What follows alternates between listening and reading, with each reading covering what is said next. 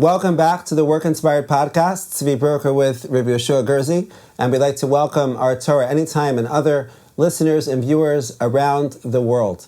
Today we're going to be speaking about IQ versus EQ. And the truth is, this is a topic that I'm personally passionate about. I like to choose those type of topics. And the reason why is simply from my own experience being in school and being in the workplace. And what was very fascinating was that as we went through this topic through the Chabura in depth as part of our 𝗀𝗧 𝗦 in the workplace series, what I saw was it was this process of a connecting of dots, of recognizing why was it that I didn't hear so much about EQ when I was growing up. Now, I'm not sure if that gives a hint about my age. We'll see as we go through the podcast. But what's fascinating is that the Western world has been on this journey, right, of really excavating and defining intelligence. And as early as I can remember, and I'm sure for many of our listeners, you've experienced this as well, right? Standardized testing is something that we've had ever since we've been kids. Whether it was the CAT or the SAT or the GRE or the GCC.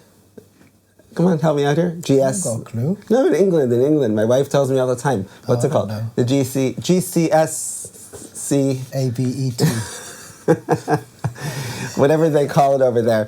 Okay, and but we find that all throughout school, right, at different stages, we have all these different forms of standardized testing. Yes. Standardized testing, right? Yes, I know what you're talking about. Right. I haven't heard it in 15 years, 18 years, because I've been here. But yeah, standardized testing. Standardized testing. And it doesn't work with EQ, yeah. Right, exactly, which is so much of it, and this is what we find, right, the research has highlighted, is that the standardized testing that we're familiar with and that many of us went through and hopefully loved and gained and became smarter through studying for them, of course, focus very much on IQ.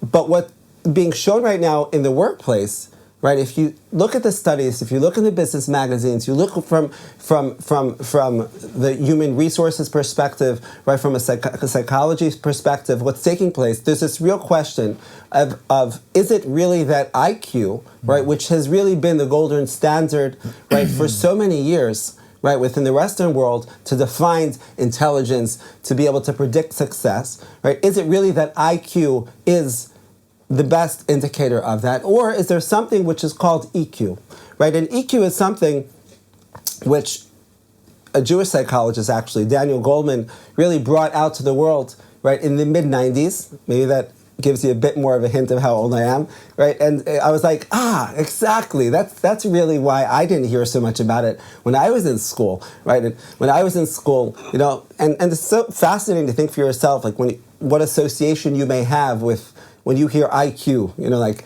IQ means, the person was that brilliant guy because it has that high IQ, and other kids poking fun at other kids being like he has a low IQ, like what that means about you. But what Daniel Goleman really brought out, right, and since then has become more and more accepted, right, is that we have the world of EQ, right? We have the world of emotional intelligence, and what the studies are showing is that actually when we look at the workplace, right, which is why we go through education, a big part of why we go through education is to be involved in the workplace, right? Is it necessarily that IQ is the best indicator for success, or is it the emotional intelligence, right, the emotional quotient that a person has, which we find is really empowering people to be successful?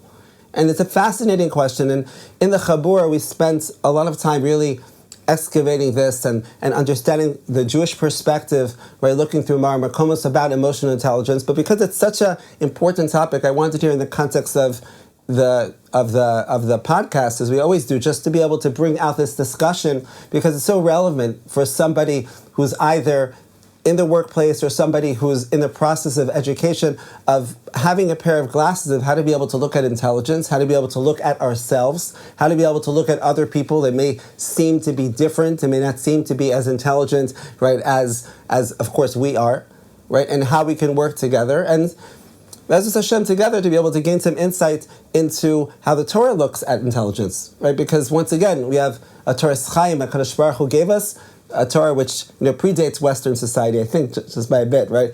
And how we can understand through the Torah how to be able to look at these areas of our lives. Okay. All right. Okay. Mike, you want me to say something? Yeah. You'll just Thank you. take it away. I like listening to you. First of all, consistently through the workplace, research shows if you have, for example, one or two smart people who cannot work together, it's not much use. But if you have many average people and they can collaborate, bang, productivity is up by like 200%. There was actually I spoke about it a couple of days ago in a talk. There was a experiment done with chickens. What was the experiment? So they had chickens who produced a lot of eggs. But usually the chickens who produced a lot of eggs were very aggressive. And they would peck the other hens and they would peck the other eggs. And they would cause a lot of nezek, a lot of damage. And the farmers were trying to figure out what can we do here. So they actually started a breeding process of the spitz of these chicken egg layers. Okay. And they would put them in a cage together, and there would be other egg-laying chickens which were good but not as good, and they'll put them in a group in another. Okay. So you have these two cages, these two areas. One area is the spitz egg layers, and the other cage, they're good but not as good. What they found was absolutely profound. They called it the red zone. The eggs, the hens, the chickens that could lay lots of eggs, they ended up being very aggressive to each other and basically killing each other. Wow. Okay, so they didn't produce so many eggs. But the green zone, which were less independently at leg-laying, but they worked together. They treated each other. I don't know how they measured this, but they treated each other nicely. And there was a 200 to 300% increase in the eggs being laid. And it's something very interesting, because when I would go into companies and you'd have those few individuals who were geniuses, IQ like really high, but they couldn't work with anybody. So the profitability of the company was capped. But when you took everyone else and you could collaborate together, when you actually separated the person with the IQ, sometimes you have to know how to use them, but when you put them somewhere and you let the, so to speak, more average people collaborate together, and they could listen to each other, they could work to each other, profitability of the company shot up. So you see a very big distinction. IQ is good for a certain something, but when you're working at work, it's always so important that you can work with other people. The EQ, the emotional intelligence, is something really, really, really important for collaboration, which is such a creative process. The ability to, the soft skills of listening. It's I can't speak about it enough.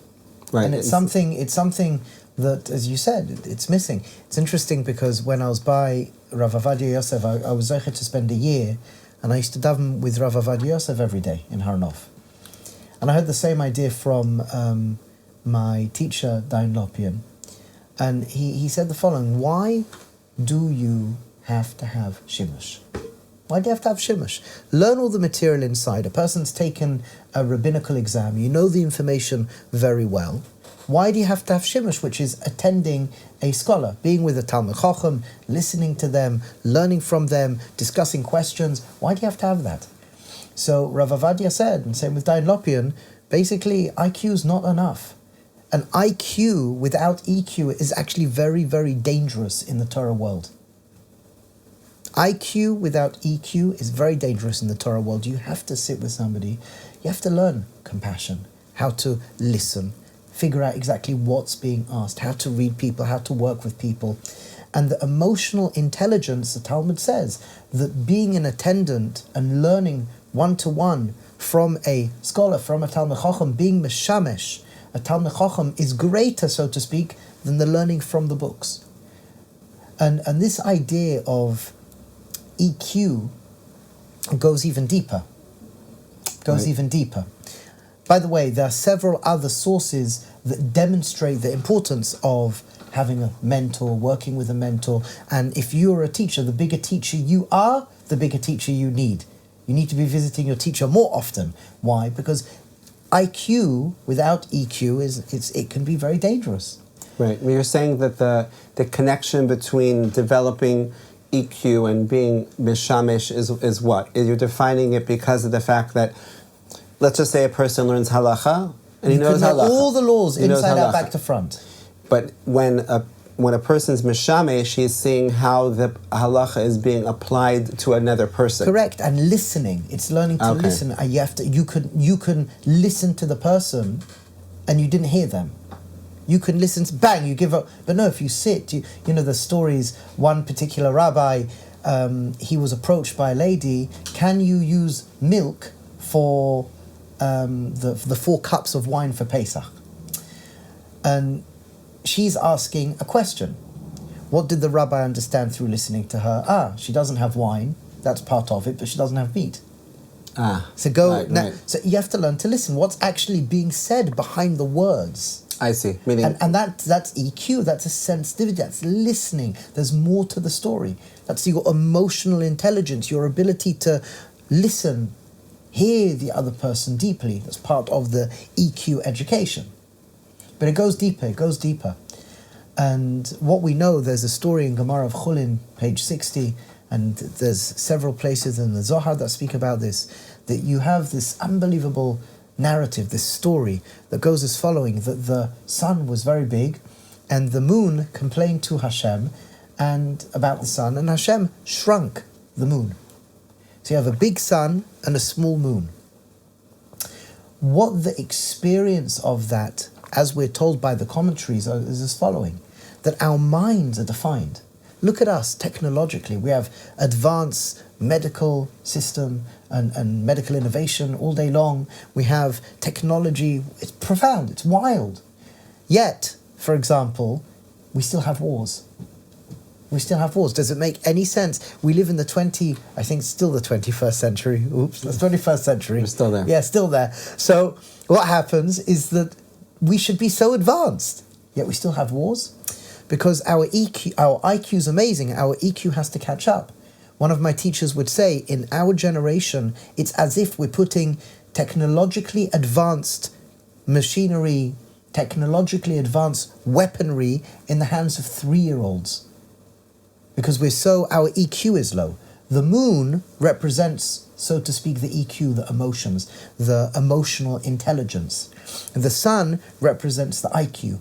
And what the Sfarim tell us, what the books tell us, is that the emotional intelligence at the end of days, it's going to catch up with the IQ. Fascinating. And we see it happening. It's part of the 𝗀𝗚 process. So laden within the process of the unfolding of history is this reality of the disconnect between the IQ and the EQ. And there will be a developing EQ that eventually our emotional intelligence will match the IQ. There will not be any wars. We will get on with each other. Everyone's going to be looked after. Everyone's going to be safe. They'll feel safe, secure. Because the birthing of that collective consciousness comes from the balance of the EQ and the IQ. Well, it's so fascinating because, I know that, Rebbe's just spoke about that concept of EQ and shimush and communication skills, right? The ability to really to be able to listen. I know that in Pilzno and the chaburas and everything here, it's so much of a fundamental, essential aleph base, right? Is the ability to be able to deeply listen to another person, right? And to be able to really hear what's being heard or said, right? And then to be able to enable somebody else to feel like they're being heard, which that alone, right, we should have a podcast just about that, because that alone is a skill which is so essential to being a ben Adam, right, to being a ben Torah. And we see in the workplace, and this is one of the things that we spoke about as we went through different components of emotional intelligence and seeing different marmakomas on it, right, that, this is something that the Torah envisions the way that we function. And when we do that, we should be really killing it in the workplace, in terms of being the key communicators, the key listeners. But I think there's another aspect the Rebbe was speaking around, and when you were speaking about, catching up between the shemesh, the sun, and the moon, between IQ and EQ, one of the components that Goldman speaks about when he breaks down emotional intelligence, right? He has the aspect of the communication skills, and he has the aspect of the way that we listen, right? What we just referred to. But one of the earlier stages that he speaks about is the ability for a person to be able to manage their own internal world, right? Because you can have a person, right, and when I say this just volunteering myself as being a candidate, as an example, but I'm sure each one of us have gone through this, right? You can have a person who has a lot of intelligence, you have a lot of seichel, right? We have a lot of understanding, right? But we've all had good days and bad days, right? We've all had days where we've been on and days that we haven't been so on. And we may have known the same coding skills, we may have known the same financial skills, right? We may have known all the different, tools that we had are still there. But what makes the difference on how efficient and effective we are, right, is because, that's self-regulation, right? What he speaks about is, okay, well, how am I feeling today? Did I get triggered today? It could be a guy is brilliant, but when he shows up at work, because he just gets a notification about something, it sets him off. And that alone, right, can cause a person, and I say this from my own experience, we each know, is that when we don't have a self-regulation, when we're not in a good place internally, and we don't know how to be able to manage, right, the thoughts, the emotions, the ways of life, so then how productive will we really be? And this is what Goldman's speaking about, is that you can have IQ, right? So have the guy who's able to, ace the test, he's a genius, right? When it comes to, processing information, right? When it comes to problem solving, when it comes to making predictions, when it comes to his, he can do it. His short-term memory, his long-term memory, it's great. But if he's not present and he is in a state of internal chaos, so then people are not productive. Yeah. So therefore we need to have, and that's what I was thinking about when Rebbe spoke about this, catch up of, you have the shemesh and the shemesh and levana, the sun and the moon, because if you don't have that, so then how are we going to be able to be productive in that way? It's very difficult. It's interesting to know shemesh, the same letters as hamoach, the mind, and levana are the same letters in Hebrew as halev nun. Oh wow! The heart of understanding. One of my teachers, Rav 𝗏𝗏𝗧 𝗦, he used to be very fond telling over the story that somebody once came to the Rebbe Yisrael Salant, and they asked, "What is your job? What is your job?" So Rebbe Yisrael Salant said, "I'm an engineer." The man looked strangely, an engineer? I thought it was not the zookeeper. I think that was a different story. He says, "I'm an engineer." He had lots of jobs. It was good, lots of careers. So he says, "I'm an engineer." He says, "You're an engineer? Specifically a bridge engineer." "What? A bridge engineer? You look like a rabbi." He said, No, a bridge engineer. I bridge the heart and the head. The heart and the head. Coming to share with us, just as the light of the sun should shine, or does shine, on the moon. So that's what we want. We want the light of the sun, the chama, to shine its light on the lavana, the heart. And what that is coming to teach us is we want our EQ to be on par with our IQ. And just imagine a world, for example, if people could regulate themselves. People could create and strengthen the muscle of compassionate listening. I gave a talk in yeshiva about conflict resolution. We called it courageous conversation and conflict resolution. And it's very fascinating. All research tells you the same thing. First thing is you have to learn to You have to learn to calm your own inner world. And it's interesting, the moment a person becomes defensive, they become up to 60% less capable of being smart in communication. Wow. Just that alone. And that alone. And the fact that you can calm yourself, regulate, and build your EQ to work with your IQ, and you can communicate to somebody and listen to somebody, absolutely profound. And that's why companies now, so many companies, look at the research, so many companies are not just interested in the IQ, they're interested in the EQ. Are you a team player? Can you work together? Can we calibrate together? Right. Can we collaborate together? This is something which is really important. But I would say, not just in the workplace, I know we're speaking specifically 𝗟𝗘𝗧'𝗦 and financial health. the four fundamentals and focusing in on the financial health, but at home, just as a normal, healthy human being, as a husband, wife, as a parent, as a friend. EQ is so, so important. And we need to learn it. We need to be learning this from little kids.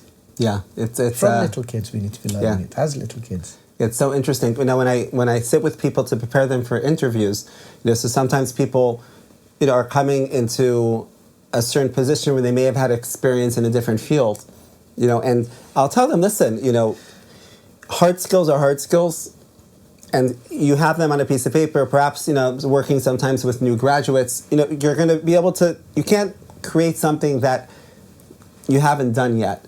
However, when it comes to the soft skills, right, these are things which are so much needed today, in things like, collaboration and communication. And what I help to do is help people to reframe how they tell their experience of different things that they've done, even though it may be something that, maybe they were working in a field that was disconnected or not so related, and they feel like, what's the connection between me running a project for some nonprofit or being involved in this and being involved in that? But what I help people to do is to be able to create that bridge so that they're able to speak from a place of collaboration is something in which I excel in. Communication, and when companies recognize and they see that, okay, this is somebody may have not yet worked in a specific skill that much, but this is somebody that's coming with 5 to 10 years, of actually using this soft skill in a productive way, which is fascinating, because sometimes when I have these conversations with people that have been working, that haven't been working, people that have been in kollel, or people that have just been learning, and then the question is like, okay, like, what do I do? Like, how do I explain what I've been doing, for the last, 5-10 years? It's a real question, because people feel like I don't necessarily have professional experience, but something that it's how exactly to be able to communicate this, right, is a delicate melacha. It really depends also who you're talking to on the other side of the table.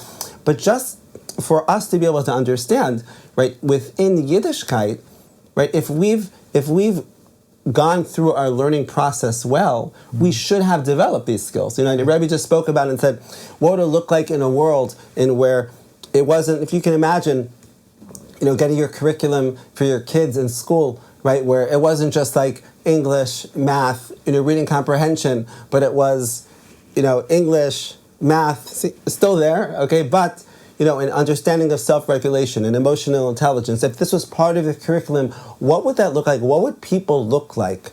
And there are innovative programs that are out there that have started. I know 𝗍𝗏 is one of them, right, which is really pioneering this, in the school system, to be able to teach emotional intelligence even at a young age. But put aside, okay, whatever the school system is going to work on, they'll figure it out. Within the Torah, right, how is this something, right, and this is something just for each one of us to consider, within our own limud, can we be developing our EQ as we develop our IQ, right, in whatever limud that we're doing?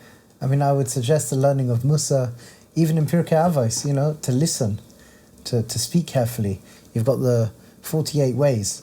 Just if we actually recognize that built in within Yiddishkeit, tikkun hamidais and das, becoming a bal das, a balas das, to recognize that Hashem wants from us and for us to develop our EQ. And that EQ, as we said, the world of Musa. Right, but even besides Musar, I know that we discussed this. I know I'm pushing a little bit of buttons over here, okay? But I know that we discussed this. Let's take us through a situation, right, of somebody who's learning Gemara, okay? You want to imagine what is the type of limud that you would call the IQ sort of type of parallel, of processing information, logic, it parallels in some, lahavdil, to say a person who's working on math, a person who's working on problem solving. You have a lot of them in Gemara, right? So for each one of us, right, that may have spent time right now, right, learning Gemara, right, if this is something that we do, right, even somebody who doesn't learn Gemara, a person who's learning Mishnah, right, or a person who's learning Chumash, but he's learning Mefarshim, he's involved in the analytical process. That's the development of the IQ. But what might it look like for somebody who was trying to develop their EQ?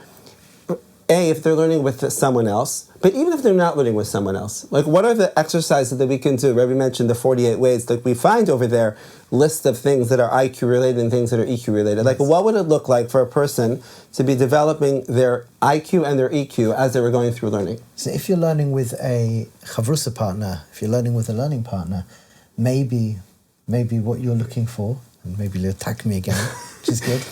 I have very high EQ. Baruch Hashem. So maybe we could say when learning, really listening to the person in front of you, reflecting back. So a person has just shared an idea on the Gemara that you're learning. They are presenting a certain logic, a certain flow of the words on the page. So in EQ practice would be stopping, would be, so what I heard from you is A, B, C, D. I've heard this from you. Is that correct? You need to do that after you've already came up with a reason to knock down a shot? Maybe.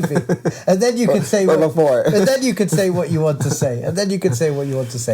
But that could be, for example, a practice of EQ. Even when you are davening or when you are learning, just to have self-regulation when you're davening, to recognize as the Mishmeres Hadas says, one of the descendants from the 𝗀𝗚𝗧𝗦, Rabinovich, 𝗀𝗀𝗚𝗏, so he wrote 100 years ago that when a person's davening, part of davening is learning to be self-regulated. It's knowing where you are emotionally. It's having the ability to work with your emotions, to work with your foreign thinking that's not what you want to be focusing on in the moment in tefillah. So you've got, for example, in tefillah, emotional regulation. You've got when learning EQ, and the EQ, listening to your study partner, having the ability to compassionately reflect and talk before you put your own 5 cents in. So these could be practices. Beautiful. That's good for you. That's good. That's good. I'll add a couple of them that I was thinking of. Go for it. While I was listening to you. But thank you. That's what I tell my wife. My wife says... I was trying to listen. What does my wife say? I have a good one. My wife says that men can't multitask. We spoke about this. Multitask. She says, what did you speak about in your podcast? Multitask. I told her there's no such thing as multitask. Anyway, she says, yeah, men can't multitask. I said, yes, I can multitask. I can look at you and it looks like I'm listening to you, but inside I'm thinking about something else. That's doing two things at the same time. That's good EQ. Okay, sorry. I'll be good for yes. Tzvi, what's your list? Let me listen with EQ compassionately to the rest of your list. Okay, so yes. I'll give two ideas. One of them which really spoke to me, I saw in a sefer from the 𝗀𝗏𝗏. It was Rav Sasson on the 𝗀𝗏𝗏. He was explaining about Rav Nechuniah ben Akana.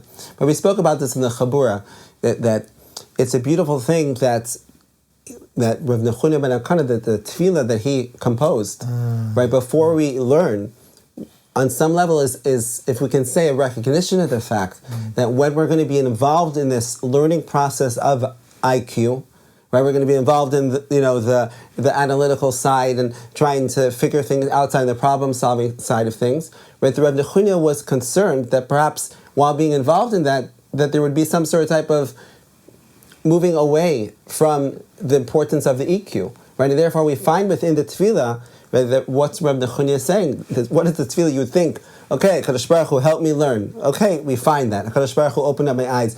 But then he starts speaking about the fact, right, it's interesting, the different 𝗀𝗚𝗧 in the Bavli and the Yerushalmi, but what they all are saying over there is that I should be nice, that I should listen, right? That I should listen to what's being shared, and that I should feel happy with that which my friend is sharing with me.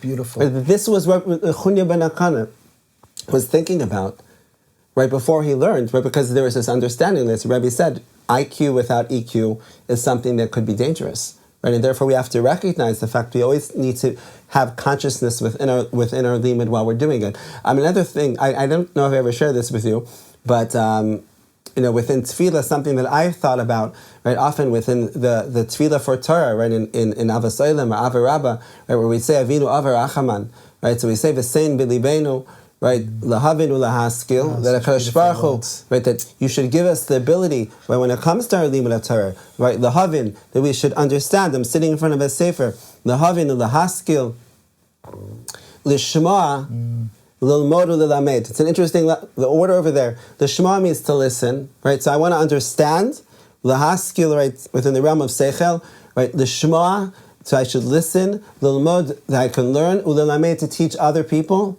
right? Lishmar v'lasos, I should keep the Torah, right? And the question I thought of once is, the order is a bit funny. What's this lishma, to listen, doing over here at this point within the process? If anything, it should be lilmod, and then afterwards lilamed, to teach, and then afterwards lishma, to listen to someone else within the process of, right, lahavin ulahaskil lishma, right? And something that came to mind at the time, right, is that perhaps the implication over here is it's a self-listening.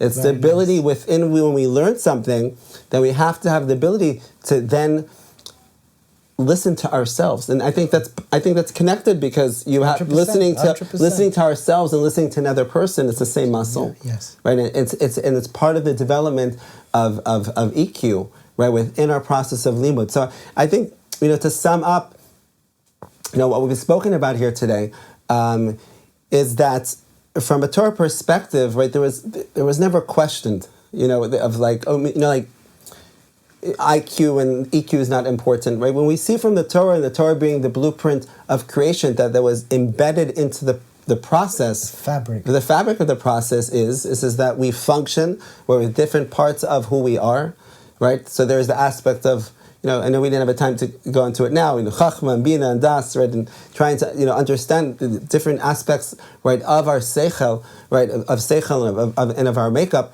right, but we have those aspects, right, of those capacities and facilities that we have, and at the same time, we also have the realm of the emotional intelligence, whether it comes to our midos, whether it comes to our self-regulation, it comes to our das, our ability to be able to observe ourselves. And this is the way that the Torah envisioned that we'd function. There was never a question, right, of the fact that we should function with only half and not the other half. And it's an amazing thing that through learning Torah, right, and the way that Hashem envisioned us to be able to learn Torah, we should be becoming masters of this. We should be becoming masters of this, and if we do that, so then amen. Should be that 𝗀𝗧his Hashem, that each one of us, right, should become masters of IQ and EQ, and learning how to be able to use those together, right? And 𝗀𝗧his Hashem, as the Rebbe shared, fascinating. We heard here today is that what's taking place in the world, of this IQ and then the EQ seem to be catching up as part of this geula process, which is mind-blowing to see how, once again, things that just seem to be taking place, right, that there's an historical context, right, there's a spiritual reason behind how everything is moving towards one direction, and really the blessing really is for each one of us, in our work environments, that we should have this pair of glasses, right, when we look at ourselves, when we look at ourselves and we look at other people, to not just necessarily, I know often I can be guilty of looking at other people just through the way that I see things, and if that's intelligence for me, so that must be intelligence for everyone else, and if not, then the other guy's just simply not intelligent. 𝗀𝗏, what are we supposed to do? Not everybody can be so smart. But to recognize that there's a bigger picture. So our challenge for today is to really just, ask ourselves how we define intelligence. Just be honest how you define intelligence, right? And with what you've heard here today in the podcast, just an invitation, right, to start to open up your eyes and to look at other people, right, with a different pair of glasses, and recognize the scope of intelligence that the Torah 𝗀𝗽𝗧 values. And each one of us, right, with some of the 𝗧hs that we've spoken about today, will be able to continuously develop both our EQ and our IQ. Amen. Beautiful. Thank you.